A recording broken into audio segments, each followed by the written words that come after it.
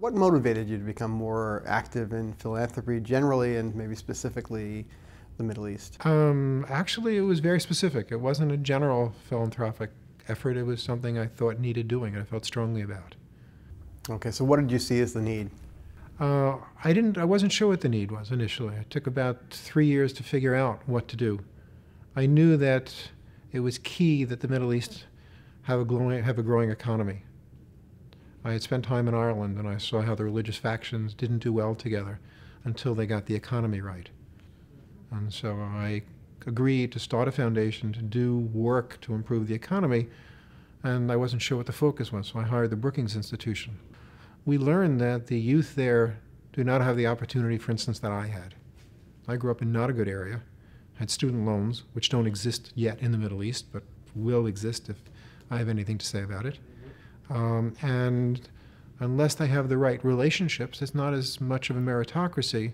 And we further learned that the institutions, the educational institutions, were not enabling their kids to get jobs.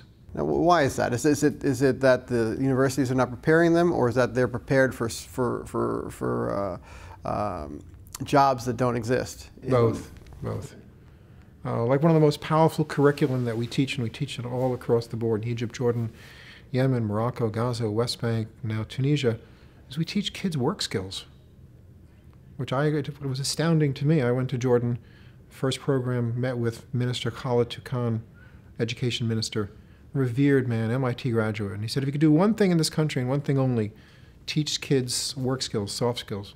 I didn't even understand, quite frankly, how all that worked at the time, and so I came back here and I have some brilliant staff and said to my educational director, first tell me what work skills are, and then get me the best program for them, and both happened.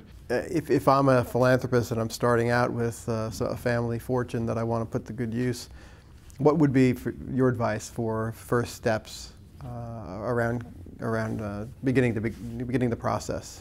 It's like building a business, and if building a foundation is exactly the same, it's the same parameters. You want to have a clear business plan, a clear mission. You want to know what your impact is. You want to monitor and evaluate your impact. And I look at the work that I do, and my profit, my bottom line is how many youth are getting educated, how many are getting into the labor force, how long they're staying in the labor force, what's the social impact of their being in the labor force. And that's what we very clearly monitor, very carefully monitor. So it's interesting, if you're writing the story of Ron Bruder, and then the first paragraph of that story is increasingly becoming your activities related to the Middle East and philanthropy rather than your business pursuits, and I'm sure that's how you'd like to see it. Yeah, I'm doing what I want to do. I'm doing what I love to do. I get to meet people that I consider more evolved. When I was in the for-profit world, everybody was focused on the almighty dollar. In this world, everybody that I meet is focused on really doing something good. So we have some brilliant people working at the foundation, making probably 1/10 of what they could make in the real world. But they love it, they're passionate, and they're not as monetarily driven, otherwise they wouldn't be working for us.